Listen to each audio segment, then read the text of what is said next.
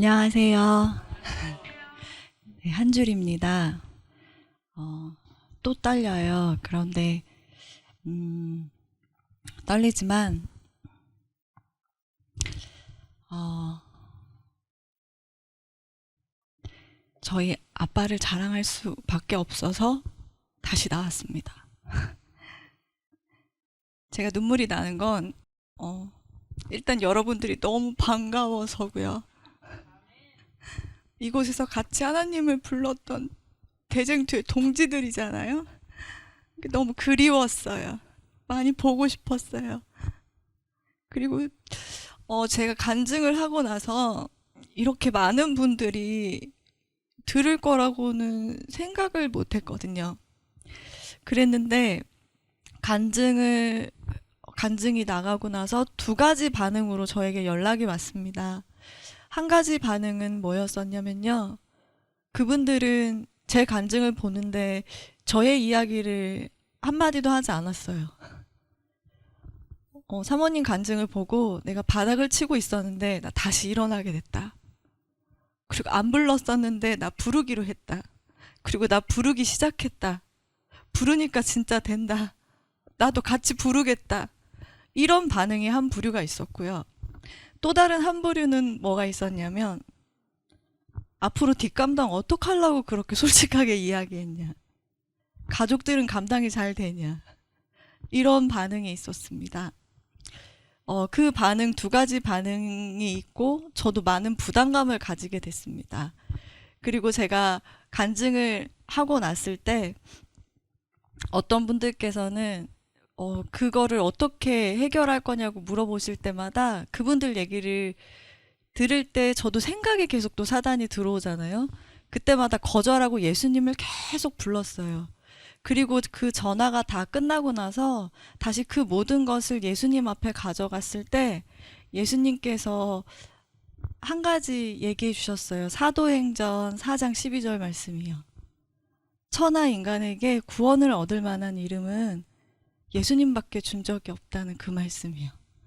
그래서 쉼터에 있다가 수많은 사람이 수천 명이 나가서 실패를 한다고 해도 그게 나와 상관이 없구나. 왜냐하면 저에게 사람을 모델로 주신 적이 없구나. 예수님밖에 나에겐 모델을 주신 적이 없구나. 그게 확고해졌어요. 그리고 또 하나의 사건은 뭐였냐면 어떤 집사님께서 제 간증을 들은 어떤 한 아가씨 이야기를 전해주셨어요. 그게 뭐였냐면 그분은 목회자 딸이었는데 사회생활을 하면서 자기가 크리스천이라는 걸 숨기고 회식도 참석하고 고기도 먹고 그냥 이렇게 잘 숨기고 살았는데 익명의 사람이 보내준 제 간증을 보고 예수님을 불러야겠다고 단순히 생각하게 됐고 처음에 그녀가 했던 게 그거였대요. 고기 끊게 해주세요 하나님. 그러면서 예수님을 계속 불렀는데 고기를 끊게 됐대요. 근데 그녀가 그렇게 고백했대요. 뭐야? 예수님 불렀더니 고기 끊어지네? 그럼 나 딴 것도 할 수 있겠네? 나 계속 예수님 불러봐야겠는데? 나 예수님 계속 부를 거야 라는 고백을 했다는 거예요. 근데 제가 그 소식을 듣고 나서 오래간만에 모든 부담감에서 너무 기뻤어요. 예수님 제 수치가 다 드러나고 그래도 저 한 영혼이 저랑 같이 예수님 불러서 하늘에서 만나면 저 너무 기쁠 것 같아요. 너무 좋아요. 그러면 됐어요. 제가 산에서 그렇게 기도하고 있었는데 예수님이 제 마음을 얘기해 주셨어요. 네가 내 얘기 해줘서 참 고맙다. 네가 한 거야. 너무 기가 막히잖아요. 그녀에게 가서 성령님이 그녀의 마음을 어루만지신 거고 예수님 이름을 부르게 하신 건데 왜 그걸 제가 한 거예요. 그래서 제가 그랬어요. 하나님이 하셔놓고 왜 또 저보고 했다 그래요. 왜 저한테 고맙다 그러세요. 그랬더니 하나님이 그러시는 거예요. 내 얘기 해줘서 고맙다. 네 입술로 내 얘기 해줘서 고맙다. 그래서 제가 그날 또 알게 됐어요. 사단은요, 나쁜 걸 다 지가 저한테 속여놓고 네 탓이야 이러거든요.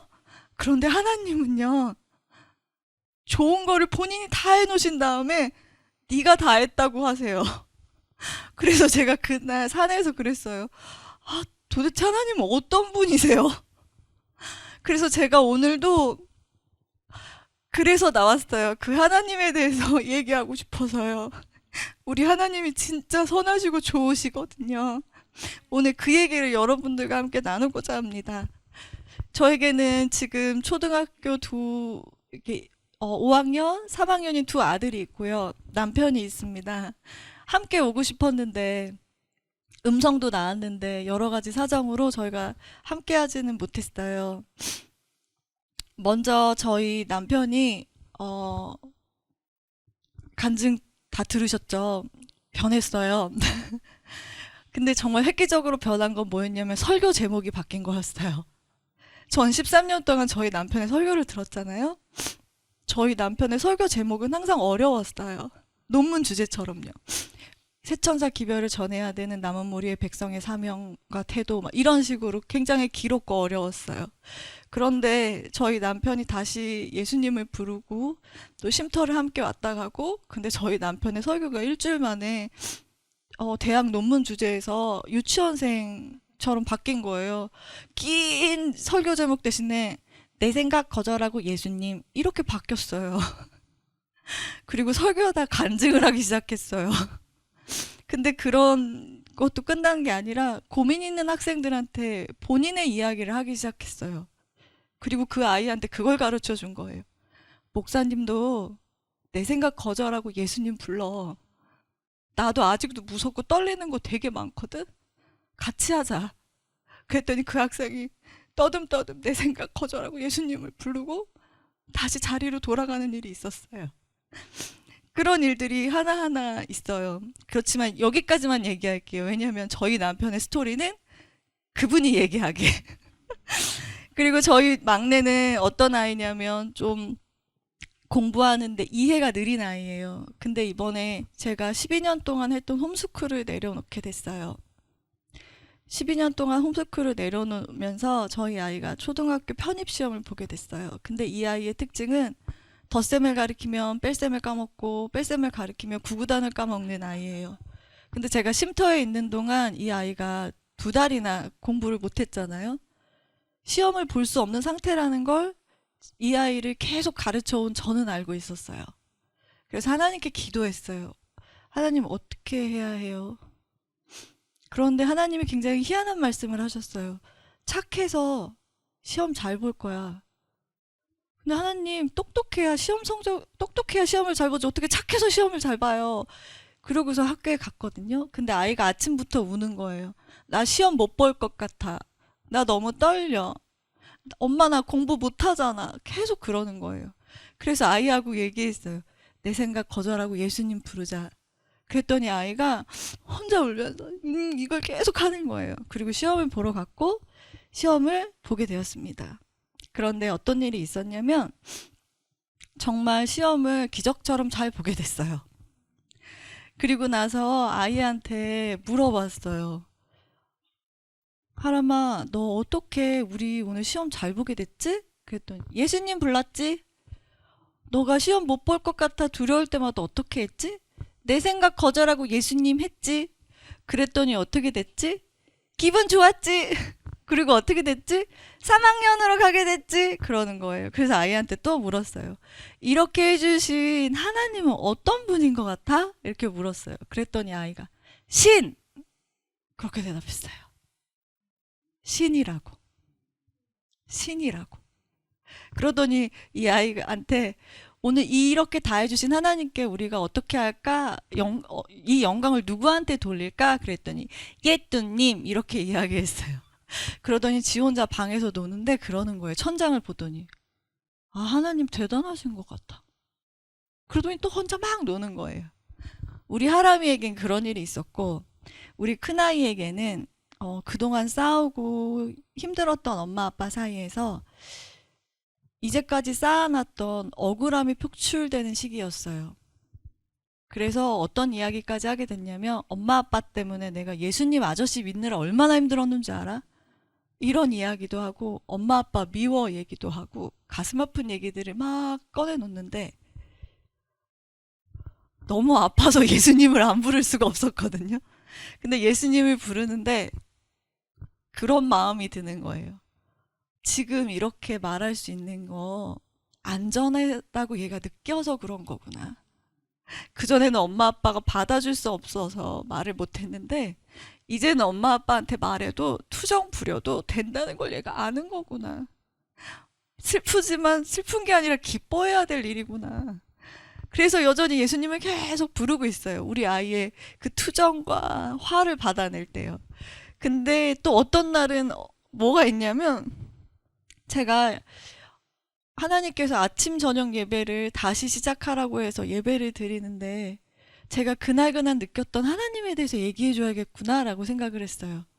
그래서 그날 느꼈던 하나님에 대해서 이야기를 했어요. 이따 말씀드릴 건데 분리에 대해서. 그래서 그날 엄마가 느꼈던 하나님에 대해서 이야기를 했는데 아침에 저희 아이가 막 울기 시작하는 거예요. 그래서 왜 우냐고 물어봤더니 말하기 싫대요. 그런데 아이가 제가 느꼈던 하나님에 대해서 얘기를 할 때마다 계속 우는 거예요. 그리고 저희 남편에게 아빠는 하나님 어떻게 만났어? 이렇게 물어보는 일들이 있었어요. 저희 가정은 하나씩, 둘씩 이렇게 조금씩 변해가고 있어요. 그리고 놓칠 때도 있어요. 그런데 너무 감사한 건 제가 놓칠 때는 저희 남편이 예수님을 부르면서 저를 위해 기도해줘서 제가 정신 차리고 다시 예수님 부르고 또 우리 남편이 그럴 때는 제가 그렇게 해줄 수 있는 그런 부부로 저희 아직 잘 살고 있어요, 여러분. 예수님 부르면서 잘 살고 있어요. 이제부터 제가 저희 근황 마치고 다시 하나님께서는 여기서 끝난 게 아니라 저에게 해주셨던 말씀들을 여러분하고 나누고 싶은데요. 실은 저희 남편이 설교를 하다 중간에 간증을 하는 거예요. 근데 저는 13년 남편 옆에 있으면서 저희 남편이 설교하다가 간증하는 걸 처음 봐서 저도 놀랬었거든요. 근데 그 간증을 하고 나서 어떤 분께서 저에게 암 낫게 해주겠다고 하시면서 약초를 가져오는 사건이 있었습니다. 근데 그분이 너무 친절하게 그리고 얼마나 귀하게 해서 오신 약초인 걸 알았기 때문에 제가 거절할 수 있는 힘이 없어서 계속 그 얘기를 들으면서 예수님만 불렀어요. 그 예수님만 불렀고 그리고 그분이 집에 찾아오신다고 하셨는데 예수님, 저는 이분이 오시면 거절할 수가 없으니까 예수님이 알아서 해주세요. 친절하게 이렇게 살려주겠다고 약초를 주시겠다는 이분을 어떻게 해야 될지 제가 잘 모르겠습니다. 라고 예수님을 계속 불렀는데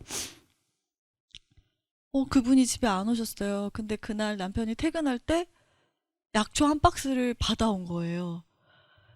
그리고 저희 남편이 정말 배려하시면서 주신 거니까 이렇게 받아왔다라고 하면서 여보 근데 나는 이거 못 먹겠다고 말을 했는데 저희 남편이 그럼 나라도 먹을게 이러고 이렇게 가지고 들어갔어요.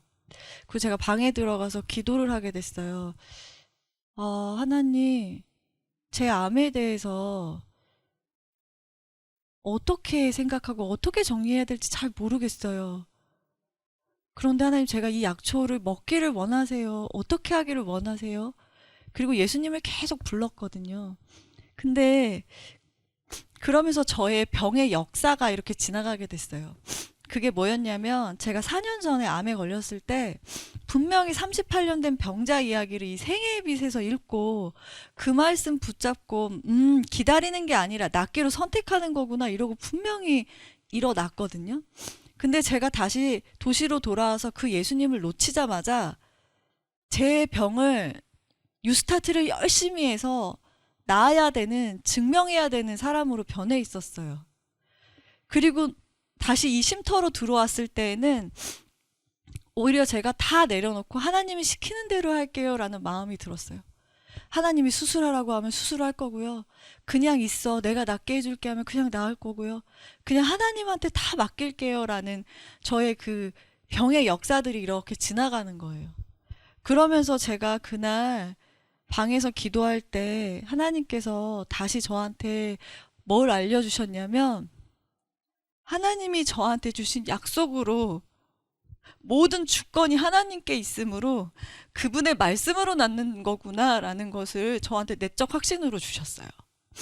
그리고 나서 제가 남편에게 나가서 뭐라고 얘기했냐면 여보 저의 자유의지를 존중해 주세요 라고 얘기를 했어요. 저는 이제까지 저희 남편은 말로는 당신 하고 싶은 대로 해 라고 하지만 음성과 몸짓과 태도로 아니라는 거를 분명히 얘기하는 사람이었어요. 그래서 여보 제 자유의지를 존중해 주세요. 저는 약초로 제 병은 약초로 낫는 게 아니라 하나님이 낫게 해주실 거라고 그 약속 믿고 살고 싶다고 그렇게 이야기를 했는데 희한한 일이 일어났어요. 옛날 같으면 그래요 여보 하지만 온몸으로 그래도 먹는 게 좋을 텐데 라는 그 분위기를 뿜뿜 해야 되는 남편이 눈을 감고 제 얘기를 가만히 듣더니 여보 내가 그분이 나에게 이야기할 때 그분의 친절과 그분의 배려를 무시할 수 없어서 고심하다가 받아왔는데 당신 말이 맞는 것 같다고. 그리고 이걸 거절했을 때 혹시 우리가 교회에서 이렇게 좀 어려움 당치 않을까라는 두려움이 있었다고 이야기를 해주는 거예요. 그래서 저희 둘이 그날 같이 기도했어요. 이 상자를 다시 돌려드리는 데 있어서 하나님께서 해달라고 기도를 하게 됐고 저희 남편이 저의 자유의지를 존중해 주기를 선택하고 이것은 내가 받아왔으니 내가 돌려드린다고 걷어갔어요. 그리고 그 다음날 정말 너무너무 죄송했어요. 그분은 진실한 마음으로 주셨거든요. 근데 그분한테 그걸 돌려드리는 과정 속에서 사단이 끊임없이 제 남편과 저에게 생각을 집어넣었어요. 야 니네 거절하면 곤란할 텐데 계속. 근데 저희 둘 다 각자 있는 곳에서 예수님을 정말 끈질기게 불렀던 것 같아요. 근데 저희가 부른다고 생각했지만 알고 봤더니 예수님이 예수님을 부르게 해주셨어요. 그리고 저희 남편이 그분께 이 상황을 말씀드리고 약초를 돌려드리는 과정에서 저희가 또 하나 놀란 것은 그분이 정말 겸손하게 다시 가져가셨다는 거예요. 사단이 계속 니네 그거 거절하면 큰일 날 거야 했던 게 진짜 뻥이었구나. 그걸 그날 저녁에 확인하게 됐어요. 그리고 그날 그 약초를 돌려드리면서 제가 얻게 된 게 하나 있었어요. 그게 뭐냐면 인간의 의지와 노력으로 제 힘으로 그 어떤 것도 할 수 없어요. 제 암도 날 수 없어요.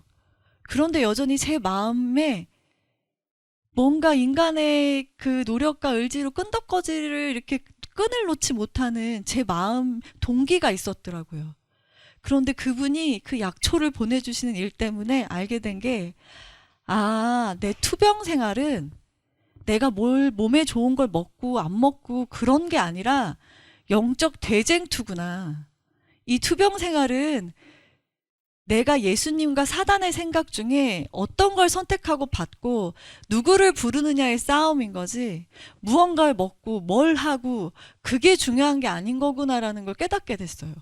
그리고 그날 제가 하게 된 행동이 뭐였냐면 저에게 몸에 좋다고 선물해 주시고 제가 받아왔던 모든 가루를 다 치워버리게 됐어요.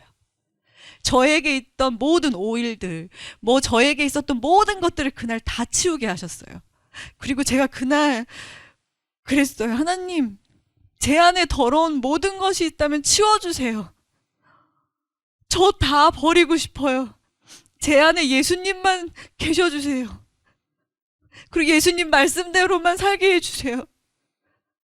그리고 나서 제가 하나하나 다 버리게 됐어요. 통째로요. 집에 있는 그 모든 가루들을 다 버리고요. 그리고 그 다음날 됐는데 더 신기한 건 저보고 책을 버리라는 거예요. 근데 여러분한테 책은 어떤 존재인지 모르지만 저한테 책은 엄청 소중했어요. 저는 그림책 작가가 되고 싶었거든요. 그래서 중학교 때부터 30년간 그림책을 100권을 모아놨는데 그 100권은 그냥 100권이 아니에요. 어디서도 구할 수 없는 소중한 책들. 그리고 제가 모아온 책들은요, 저는 책을 함부로 사지 않았어요. 책 한 권을 3번 이상 읽고 한 1년 이상 고민한 다음에 소장할 가치가 있군 결정이 되면 그 책을 샀거든요. 그렇게 모아온 보물 같은 걸 버리라고 하시는 거예요. 근데 갑자기 제가 하나님 멈칫하더라고요. 그리고 그 책을 이렇게 쓰다듬는데 마음 아려요. 30년간 모아왔던 그걸 만지는데 제가 아리는 거예요. 아깝다라는 생각이 들었어요. 그 다음 다른 생각이 들어왔는데 그게 뭐였냐면 너한테 다 쏟아주신 분이 치우라고 하는 것인데 정말 아깝니? 라는 거였어요. 근데 그 순간 제 마음이 예수님한테 너무 죄송했어요. 생명을 주신 분한테 내가 이까짓 거 30년 모아온 거 버리는 게 아깝다고 잠시 망설인 게 너무 죄송한 거예요. 예수님 저 이걸 이렇게밖에 안 돼요. 예수님 제가 예수님을 아까워하게 해주세요. 그리고서 그 책을 다 뽑아 들었어요. 그리고 다 그걸 거실에다가 빼놨어요. 하나님이 저한테 그렇게 치우자고 하신 일들이 계속 있어요. 근데 그 일을 이렇게 치우면서 제가 뒤늦게 이제 원장님한테 전화를 걸게 됐어요. 그리고 알게 된 게 뭐였냐면 제가 그동안 했던 되게 웃긴 생각도 있었어요, 여러분. 제가 카이로프락틱을 받고 있었거든요. 등 측만증이 너무 심해서. 근데 하나님께서 제 암은 낫게 해주셔도 뼈는 못 고치실 거야 라는 이런 우스꽝스러운 생각을 하고 있었더라고요. 그거를 그만두게 하셨어요. 그러니까 다 모든 걸 그만두게 하셨거든요. 근데 제가 이렇게 남편한테 존중받고 그 약초를 가져가신 분도 저희가 죄송합니다 했을 때 다시 제 자유의지를 존중해 주셔서 가져가 주셨어요. 그리고 원장님과 상담을 하는데 원장님은 처음부터 다 알고 계셨더라고요. 그게 다 쓰잘데기 없는 것들이라는 걸요. 근데 저한테 한마디 말씀을 안 하셨어요. 원장님도 사모님도. 근데 제가 저희 남편 그 약초 갖다 주신 분, 원장님, 사모님 이 어른들께 이번에 처음 배운 게 그거였어요. 내 자유의지, 내 선택을 존중받는 걸 제가 제 인생 살면서 처음 경험해 본 것 같아요. 원장님하고 사모님은 아닌 걸 알고 계셨는데도 저한테 말씀을 안 해주셨어요. 제가 깨달을 때까지요. 제가 깨닫고 스스로 할 때까지 기다려주셨어요. 근데 제가 처음으로 하나님이 제가 스스로 깨닫고 버리고 이렇게 해주시는 과정을 지켜보고 계셨다는 거를 알고 났는데 내가 내 자유의지를 행사한다는 게 이렇게 만족스럽고 행복한 일인지 몰랐어요. 그리고 나니까 이 자유의지를 하나님이 얼마나 소중하게 여기시는지 알겠더라고요. 그리고 나서 제 마음에 어떤 마음이 부리듯 일었냐면 와, 내 자유의지, 내 선택을 이렇게까지 존중해 주신다고? 30년이나 참으시고 이렇게까지 은혜를 줬는데도 더디 깨닫는 나한테 이렇게 기다려 주신다고? 다 아시면서? 그러니까 제가 하나님이 제 마음을 다 가져가 주세요. 내 마음의 주인 돼 주세요. 내 자유의지의 주인이 되어 주세요라는 고백이 나오는 거예요. 이분만큼 내 마음을 잘 관리해 주시고 지켜 주실 분이 없구나. 내가 이분한테 진짜 내 마음을 다 드리고 싶다. 그래서 그날 하나님 자유의지가 이렇게 좋은 거였어요? 나 이제까지 몰랐는데 아시면서도 계속 기다려주시는 거예요? 나 깨달을 때까지? 그래서 스스로 선택할 때까지? 그럼 당신이 내 자유의지 가져가 주세요. 그리고 내 주인이 되어주세요. 그런 기도를 하게 됐어요. 그리고 그 과정이 너무너무 행복하고 기뻤어요. 그리고 나서 알게 된 건 제가 제 아이, 저에게 약자가 된 친정엄마, 제 두 아이, 제 남편한테 얼마나 그들의 자유의지를 제가 억압받았듯이 그들의 자유의지를 휘젓고 살았는지를 보여주셨어요. 그래서 그 다음날 아이한테 또 죄송합니다. 우리 남편한테 죄송합니다. 그런 일들이 있었어요.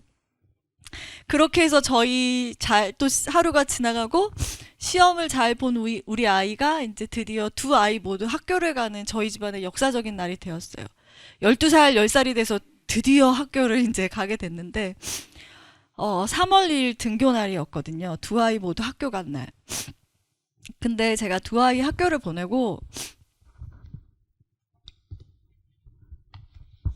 혼자 곧장 산을 가게 됐습니다.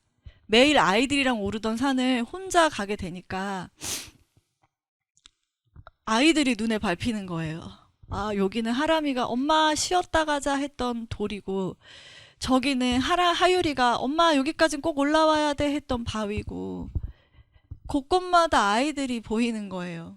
근데 곳곳마다 가는데 우리 애들이 너무 보고 싶고 그리운 거예요. 근데 제가 우리 애들이 다 커서 분리가 되었구나. 그리고 제가 알게 된 게 뭐였냐면, 저는 홈스쿨을 할 때 제 동기는 하나님과 떨어져서 제가 제 아이를 스스로 지키고 싶은 분리 애착 그런 장애 같은 게 있었구나를 그날 알게 됐어요. 그래서 이렇게 끼고 살았구나. 근데 이 아이들이 내 품에서 이렇게 떠나간 날 혼자 이렇게 분리를 이렇게 아이랑 떨어진 그 기분이 너무 괴로워서 예수님을 계속 부르고 있었는데 저의 분리는 분명히 우리 아이가 학교 가면 선생님이 잘 대해 주실 거고 3시간만 있다 돌아오는 거거든요. 아니, 분리가 3시간이에요. 근데 혼자 온 마음이 아이한테 다 쏠려 있는 거예요. 근데 그때 든 생각이 그거였어요. 하나님은 예수님을 이 땅에 보내셨는데 그 분리를 대체 어떻게 견디셨지? 갑자기 그 생각이 드는 거예요. 하나님은 저는 우리의 3시간 있다 무사히 돌아오는데 보내는데도 이 마음이 이렇게 벌렁벌렁 하는데, 하나님은 예수님을 여기 이 땅에 보내면 100% 죽는다잖아요. 사단이 이를 버덕버덕 갈면서 죽이려고 하는데 예수님을 어떻게 떨어뜨려 놓으셨어요? 어떻게 그러셨어요? 그걸 제가 물어보게 됐어요. 그랬는데 그러면서 제가 든 생각이 뭐였냐면 저는요 갑자기 저라면 하나님처럼 내 새끼를 위험한 곳에 분리시켜 놓을 수 있을까라는 생각이 드는 거예요. 근데 눈물이 막 나면서 저는 절대로 내 새끼 위험한 곳에 절대 분리시켜 놓을 수 없는 거예요. 내 새끼 목숨을 주고 사고 싶은 게 아무것도 없는 거예요. 그런데 하나님은 그걸 하셨구나. 그거를 제가 느끼면서 하나님 어떻게 아들이랑 분리되는 걸 선택하셨어요? 이걸 제가 물어봤거든요. 그리고 그 분리를 어떻게 참으셨어요? 그렇게 여쭤봤는데 그때 하나님께서 해주신 말씀이 뭐였냐면, 너 살리려고, 그리고 네가 사랑하는 네 새끼들, 너희 아이들 살리려고 그러시는 거예요. 그리고 제가 집에 돌아와서 생애의 빛을 읽었거든요. 근데 제가 생애의 빛 1장이 인류를 위한 하나님의 사랑인데 이 장이 그렇게 눈물이 많이 쏟는 장인지 몰랐어요. 여기에 뭐라고 써 있었냐면, 제가 그날 느꼈던 분리라는 말이 정확히 적혀 있더라고요. 완전하신 하나님의 아들이 죄의 짐을 몸소 지셨다. 하나님과 함께 하신 예수께서 죄가 만든 하나님과 인간 사이의 무서운 분리를 느끼셨다. 그로 인해 예수의 입술에서는 고통의 부르짖음이 나오지 않을 수 없었다. 나의 하나님, 어찌하여 나를 버리셨을까? 그분의 심장을 찢어놓은 것은 다름 아닌 죄의 무게, 곧 하나님으로부터 죄인을 분리시키는 무서운 죄의 권세였다. 그러면서 아버지께서 우리를 사랑하셨기 때문에 그분의 아들을 죽도록 내어주신 것이다. 이 문장이 저를 엄청 울렸어요. 나 살리려고 내가 정말 아무것도 바꿀 수 없는 내 아이들을 살리시려고 하나님이 분리를 선택하셨구나. 아, 1장의 말씀이 이런 사랑이 담겨져 있는 거였구나. 하나님이 분리를 선택하셨구나, 나 때문에. 그리고 제가 아이들 학교하는데 데리러 갔거든요. 근데 내 아이는 멀리서 수많은 애들 사이에 있어도 한눈에 보여요. 그 두 아이가 막 달려와서 엄마 이러고 안기는데 그 두 아이를 제가 안는 순간 느꼈어요. 그분의 분리로 나는 내 아이와 분리되지 않고 오늘을 이렇게 사는구나. 하나님이 분리를 선택하셔서 내가 하나님과 분리되지 않고 오늘을 살고 영원히 사는구나. 그래서 그 교문에서 두 아이를 껴안고 제 마음이 울었어요. 녹아내렸어요. 그리고 나서 이 1장 말씀을 처음부터 계속 1장만 계속 읽게 됐어요. 생애의 빛 1장 하나님의 사랑을 계속 읽고 있는데 너무 신기한 걸 발견했어요. 그게 뭐였냐면 하나님께서는 자신의 아들과 더불어 고통을 당하셨다.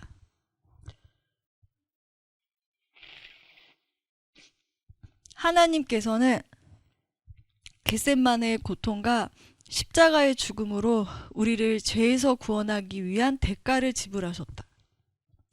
저는 이제까지 예수님만 십자가에서 고통당하신 줄 알았거든요. 근데 하나님께서 십자가에서 아들과 더불어 고통당하셨다고 적혀 있는 거예요.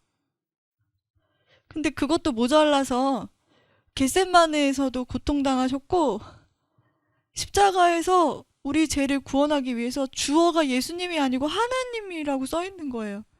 대가를 지불하셨대요.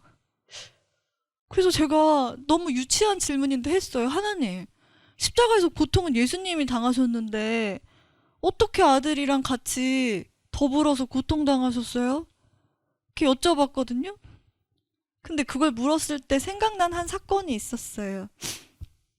그게 뭐였냐면 저희 둘째 아이 돌이 좀 안 됐을 때 교회에서 화상을 입은 사건이 생각이 났어요.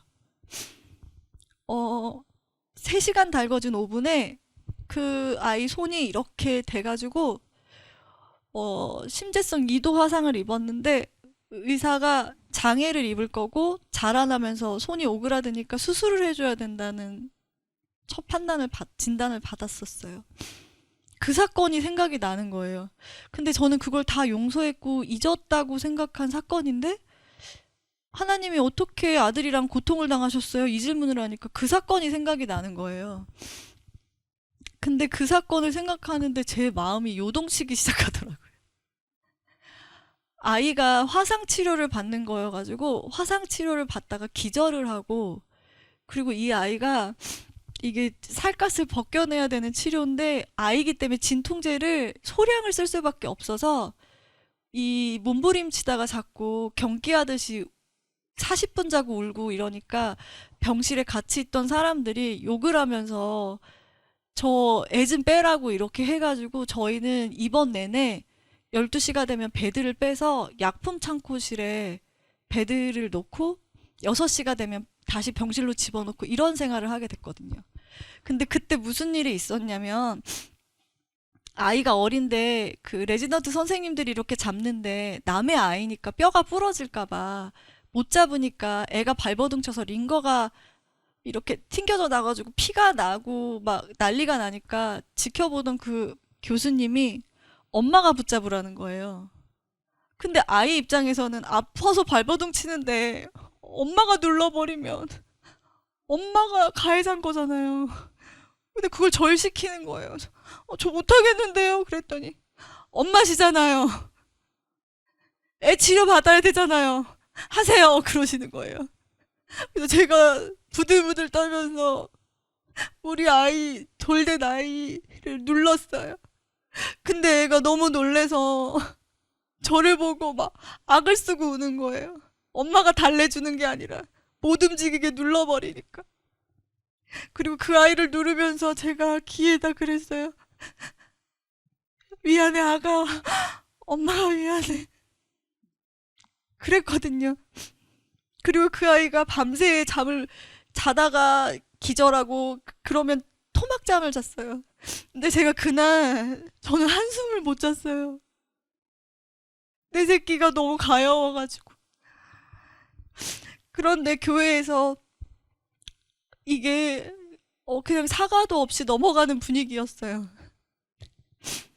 내 새끼는 치료받다 기절을 하는데 아무도 사과도 없이 그냥 다 넘어가고, 차라리 다른 애가 아니라 목사님 아이가 다쳐서 다행이라고 그런 얘기가 오가고, 그리고 어떤 분들은 우리의 손, 화상 입은 손 구경시켜달라고.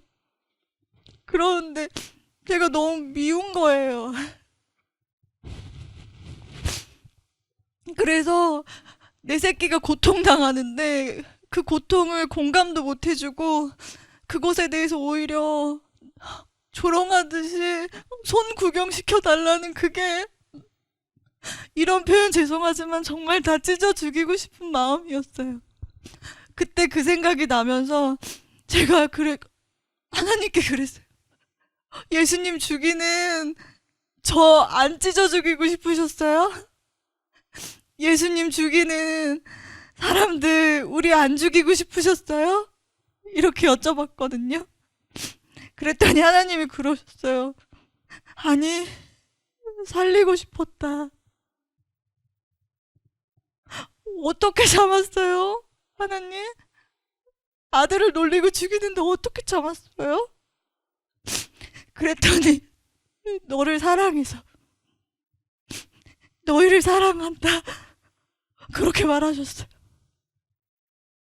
그래서 제가 이 구절을 집에서 계속 읽고 또 읽었어요. 하나님께서 자신의 아들과 더불어 고통당하셨다.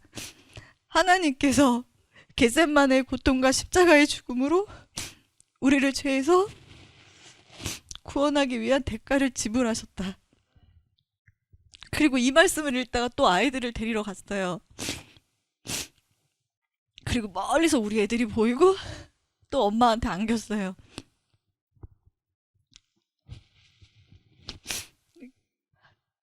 그때 알게 된 게 또 그거예요. 하나님이 분리도 선택하셨는데 아들이랑 같이 고통당하시고 대가를 지불하셔서 나는 오늘 평안하게 내 두 아이를 안을 수 있고 살 수 있구나. 하나님이 고통당하셨구나. 하나님은 고통을 아시는 분이구나. 그리고 하나님은 사랑이시구나. 그날 그걸 알게 됐어요. 그리고 그 다음 장을 넘겼는데 이 말씀이 있는 거예요. 하나님께서는 그분의 아들을 이 세상에 주셨다. 되게 짧은 문장이잖아요. 근데 제가 이 문장을 너무 소중하게 줄을 쳤어요. 하나님께서 그분의 아들을 이 세상에 주셨다. 별표 쳤어요. 하나님께서는 그분의 아들을 이 세상에 주셨다. 제가 여기 이렇게 써놨어요. 내가 아는 한 이보다 더 큰 사랑은 없다. 근데 그 다음 장에 또 기가 막힌 게 있었어요. 그분의 사랑과 같은 사랑은 없다.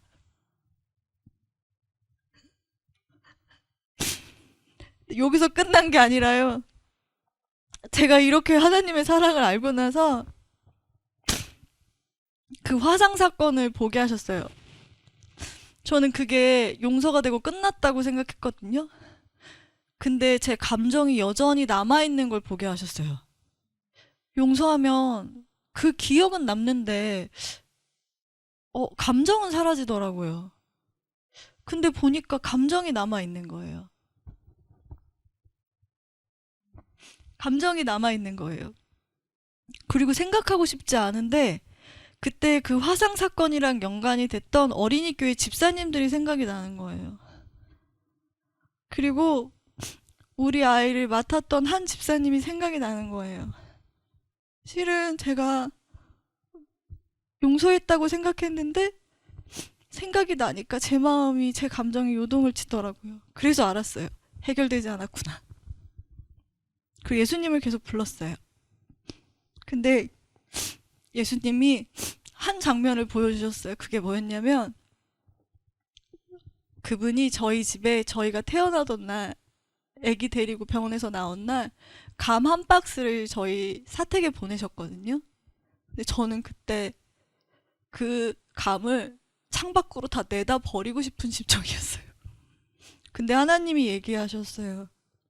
너는 그녀의 사과를 받아주지 않았어. 그게 그녀가 용기 내서 너에게 한 사과였어. 그리고 그 화상 사건이 났던 그 기억으로 저를 이끌고 가셨어요. 그런데 하나님이 알려주신 건 그거였어요. 너의 잘못도 그 집사의 잘못도 개척대 아이들의 잘못도 누구의 잘못도 아니야. 사고였어. 근데 너는 그때 사단의 음성을 선택했어라고 알려주셨어요. 왜냐하면 우리 아이가 그렇게 밤새 기절했다가 잤다 할 때 제가 밤새 기도했거든요. 근데 그 새벽쯤에 뭘 알려주셨냐면 거기가 하필 성모병원이어서 그 창고, 약품 창고에 해가 이제 아침에 해가 떠서 비쳐오는데 제 머리 위로 십자가 이렇게 형상이 있었어요. 근데 그걸 보면서 제가 그날 나한테 하나님이 계셨지라는 걸 알았거든요. 그리고 하나님이 그때 얘기해 주셨었거든요. 네 아들 손 다 나을 거야. 장애 없어. 수술도 안 해도 돼. 분명히 그렇게 얘기해 주셨고 진짜 거짓말처럼 저희 아이 손에 장애 없어요. 정말 완벽하게 났거든요. 근데 그 말씀대로 해주셨거든요. 근데 사단은 저한테 그랬어요. 계속 네가 이렇게 물러 터지니까 니네 애들이 맨날 그렇게 다치고 그러는 거야. 사건의 전말을 밝혀야 돼. 이 생각을 제가 두 가지 생각이 있었는데 하나님은 저에게 말씀해 주시고 우리 아이까지 말끔하게 낫게 해줬음에도 불구하고 저는 이 용서를 안 하고 계속 붙들고 있었던 걸 보여주셨어요. 그래서 10년도 더 된 일인데 제가 그녀한테 그 집사님께 전화해야 된다고 사죄를 해야 된다고 알려주셨어요. 전화해야 되는데 너무 창피하고 미안하고 부끄럽고 그런 거예요. 용기가 나지 않았어요. 이 생각이 들어왔을 때 내 생각은 다 틀렸고 예수님 예수님 계속 불렀어요. 그렇게 하다 보니까 9시가 넘은 거예요. 예수님 오늘은 너무 늦었으니 내일 하겠습니다. 그랬더니 예수님이 아니 지금 해도 괜찮아. 그녀는 깨어있어. 전화를 걸었어요. 그리고 그 집사님 받으셨어요. 그리고 집사님이 간증 봤다고 그러시는 거예요. 더 부끄러웠어요. 그리고 집사님께 말씀드렸어요. 집사님 기억나실지 모르겠지만 저희 10년 전에 그런 일 있었잖아요. 제가 집사님 원망하고 용서하지도 않고 그랬어요. 하나님이 그거 사고였대요. 근데 제가 사단이 넣어주는 생각 따박따박 받아먹으면서 미워하기로 선택했었어요. 원망해서 죄송해요. 사과드렸어요. 근데 그분이 갑자기 그러시는 거예요. 하람이 손 수술 안 해도 돼요? 그러시는 거예요. 네, 저희 그 교회 떠날 때 애 손 말짱하게 나왔다고 말씀드리고 떠났잖아요, 집사님. 그랬더니 알고 봤더니 그 집사님은 저희 소식을 들을 때마다 형편이 어려우신데도 예의상 말 못한 건 아닐까? 저 아이 수술해야 될 때 내가 돈을 좀 보태줘야 되지 않을까? 항상 미안한 죄책감이 있으셨다는 거예요. 저는 그렇게 못된 인간이에요. 그래서 집사님께 말씀드렸어요. 집사님, 제가 잘못한 거예요. 집사님 잘못이 없어요. 제가 전화를 너무 늦게 드려서 죄송해요. 그랬더니 그 집사님이 그러신 거예요. 아니요. 전화 주셔서 너무 감사해요. 제가 용기가 없어서 죄송하다고 말을 직접 못했어요. 그래서 저희 둘이 서로 아니에요, 제가 죄송해요, 죄송해요 이러면서 서로 용서를 구하고 어제 오랜만에 통화를 했어요. 그리고 어제 그 사실을 알았기 때문에 다른 분들께도 제가 사죄를 구하려고요. 제가 하나님의 고통과 하나님의 대가 치르신 거 앞에서요, 제 고통은 아무것도 아니더라고요. 그분 앞에서 제가 잠잠해질 수밖에 없었어요. 그리고 이 자리에서 고백하는 건 그거예요. 하나님은 고통을 아세요. 하나님은 대가를 다 치르셨어요. 하나님은 진짜 사랑이세요. 실은 제가 4년 전에 암이 걸렸고 시골에 살다가 몸이 좋아졌을 때 했던 일은 뭐였냐면, 제가 몸이 회복이 되면서 살이 10kg나 빠졌거든요. 정상 몸무게로 돌아왔어요. 그러니까 제일 먼저 한 일이 뭐게요? 네, 옷을 사고 싶었어요. 거무줄 바지 말고 옷을 사고 싶었고요. 가족이랑 여행도 가고 싶었고요. 뭔가 누리지 못했던 걸 누리고 싶은 마음이 있었어요. 근데 제가 이번에 쉼터에서 다시 하나님을 만나고 났을 때는 그러고 싶지 않았어요. 그분의 사랑 때문에 저도 나머지 저한테 주어진 시간이 있다면 그 시간은 저도 예수님 위해서 살아보고 싶은 거예요. 아주 작은 거라도 예수님 이름으로 뭘 해보고 싶은 거예요. 아주 작은 말이라도 예수님께 영광 좀 돌려보고 싶은 거예요. 저도 나머지 기간은 누군가를 정말 계산하지 않고 사랑해보고 싶은 거예요. 실은 지난 2월 달에 남편이랑 여기 왔을 때 원장님이 설교하셨어요. 근데 그때 한 예화가 저한테 꽂혔거든요. 그게 뭐였냐면 350억짜리 투사들이 쓰는 투 전용 명마였어요. 근데 그 명마 말의 특징은 직진 본능이 있잖아요. 저는 말은 뒤로 못 뛴다고 알고 있었거든요. 제 상식으로는요. 직진 본능 때문에. 애가 어디 다치거나 아프지 않는 이상은. 그런데 그 말은 희한하게 막 다리를 개처럼 옆으로 뛰지를 않나, 돌지를 않나, 오른쪽 왼쪽 드리블을 하지 않나, 막 희한한 거예요. 근데 그 말을 보는 순간, 그날이 제 생일이었는데 저 막 손들었어요. 하나님, 나 저 명마 되고 싶어요. 나도 저 명마처럼 되고 싶어요. 나 생일 선물 적어주세요. 적어주세요, 저거. 그날 그랬거든요. 근데 제가 실은 저희 남편이 간증을 하고 이렇게 연락이 된 어떤 한 분께 되게 생뚱맞은 선물을 하게 됐어요. mp3를 보내줘야 되는 일이었는데, 하나님이 저는 여기서 사간 모든 mp3가 제 계획한 인물한테 아무한테도 가지 않았어요. 실은 제 계획은 이 사람 줘야지, 이 사람 줘야지 했는데 하나님은 저 사람 줘, 저기 저 사람 줘, 이러시는 거예요. 그리고 심지어 어떤 거는 너무 상식에 맞지 않는 걸 저한테 요구하셨어요. 아, 예수님, 저도 체면이라는 게 있는데요. 이거는 못하겠는데요. 근데 예수님이 저한테 하자고 하셨어요. 그래가지고 고민하다가 제가 자꾸 미루는데, 너무 무서운 경험을 한 게 뭐냐면, 제 뜻대로 하고 싶으니까 안 들리는 거예요. 예수님이 말씀을 안 하시더라고요. 헐, 너무 무서워가지고요. 어떻게 해야 되는 거지?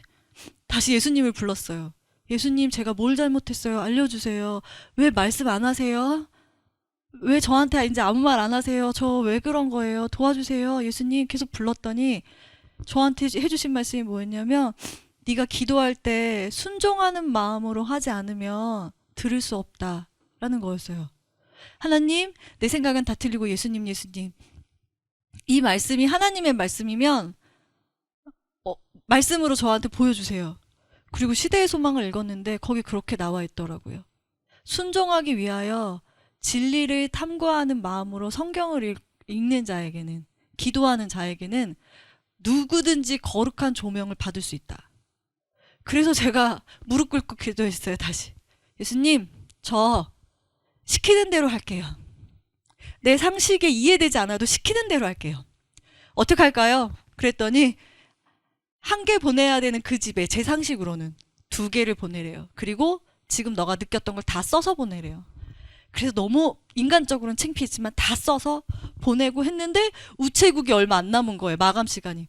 그때부터 제가 그 소포 박스를 이고 우체국까지 뛰기 시작하는데 정말 말처럼 달렸어요. 진짜 말처럼 막 달렸어요. 근데 제가 그때 딱 생각난 게 뭔지 아세요? 그 명마. 하나님, 우체국 문 닫으면 안 돼요. 이거 하나님 일이잖아요. 막 뛰어가는데 너무 기쁜 거예요. 하나님, 저 그 명마 같지 않아요? 저 너무 잘 달리죠? 막 신난 거예요. 그랬는데 그날 정희 언니를 만났어요. 우체국에서. 막 저희 집에서 한 천천히 가면 15분, 20분 걸리는 우체국 5분 만에 뛰어갔거든요.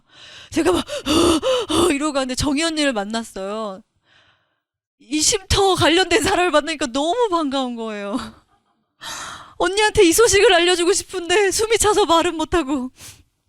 그리고 제가 그 소포를 딱 마지막에 붙였거든요. 그리고 나서 제가 집에 돌아오면서 알게 됐어요. 뭐였냐면, 내 삶의 목적이 바뀌었구나. 그 소포 붙였는데 mp3만 보내기 좀 뭐하잖아요. 그래서 어떤 사람한테는 가사도 더 보내고 어떤 사람한테는 돈도 보내고, 이래저래 돈이 너무 많이 드는 거예요. 아니, 내 돈 다 써, 내 에너지 다 써, 시간 다 써, 다 남 좋은 일 하는데 너무 신나는 거예요.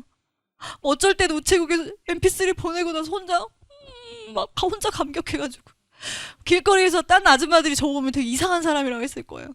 너무 좋은 거예요.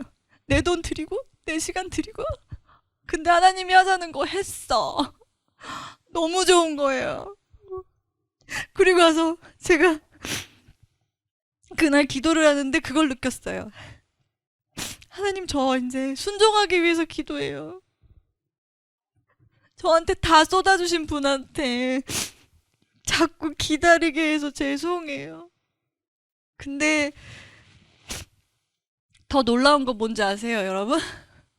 저한테 다 쏟아주신 그분이요, 기다리세요. 제 자유의지를 끝까지 존중하셔서 그렇게 하고 싶을 때까지, 진짜 그렇게 하고 싶을 때까지 기다리시는, 그것마저 기다리시는 겸손의 왕이구나. 이분이 내 아버지고, 이분이 내 구원자고, 이분이 내 창조주 되시는구나. 그래서 오늘 나왔어요. 실은 간증을 하나하나 할 때마다 너무 힘들었어요. 정말 많은 사람들의 얘기를 들었고요. 가족 중에 감당이 안 되는 사람도 있었고요. 저희 남편도 간증하고 이틀 내내 예수님을 치열하게 불렀고, 저도 간증하고 치열하게 불렀어요.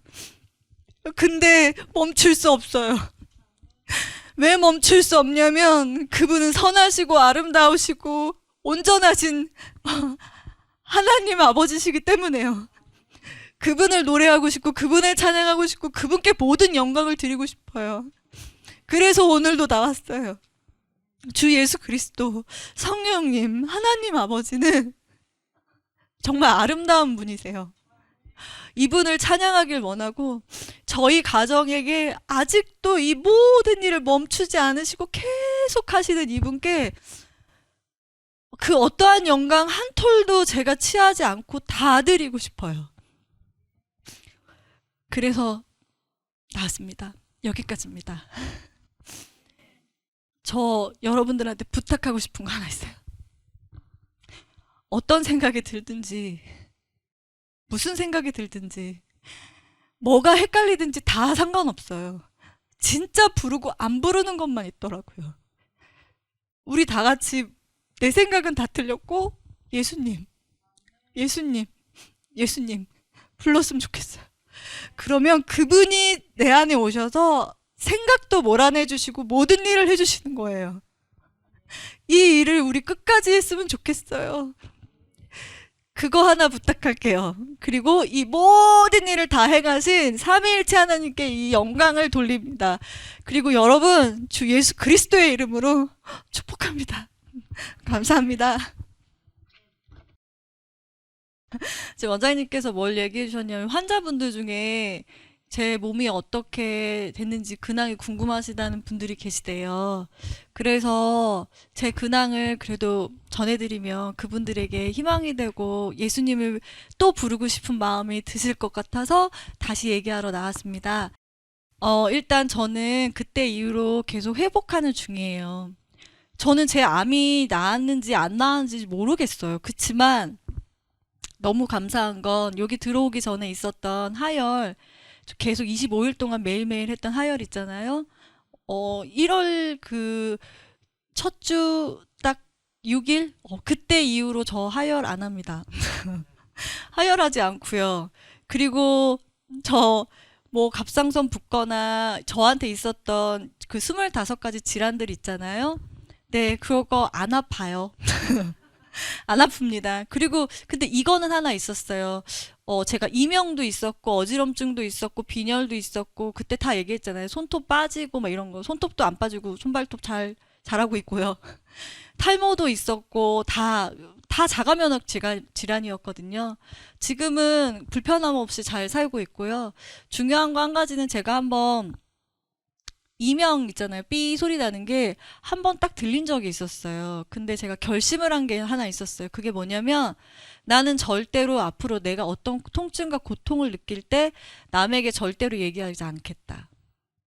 얘기하지 않기로 결심하고 예수님만 부르겠다라고 뜻을 정한 게 있었어요. 그리고 한 번 제가 이렇게 하는데 삐 소리가 나는데 사단이 생각을 딱 넣어주는 거예요. 야, 안 되잖아. 안 되는 거 하나 있는데? 이렇게 넣어주는 거예요. 내 생각은 다 틀렸고 예수님을 불렀어요. 예수님 부르고 할 때 생각나게 해주셨어요. 주리야, 너 통증이 오고 고통이 오고 아플 때 뭐 하기로 했지? 말하지 않을 걸로 결심했어요. 그리고 저 예수님 부르기로 했어요. 그거야. 예수님 계속 불렀거든요. 금방 없어지더라고요. 그래서 제가 알게 된 사실은 뭐였냐면 사단은 눈에 보이는 것으로 계속 나를 공격하는구나. 근데 그게 왔을 때 두려워할 필요가 없구나. 나에게는 능력 대신 주 예수 그리스도의 이름이 있기 때문에 그거를 계속 주장하고 부를 때에 물러가더라고요. 그래서 저는 이명이 들려온 적이 있었어요. 삐 소리 나고 그런 적 있었는데 예수님 이름 부르니까 사라지고 멈췄어요. 그리고 괜찮습니다. 네, 잘 살고 있고 멀쩡합니다. 이 정도면 될까요? 네, 감사합니다.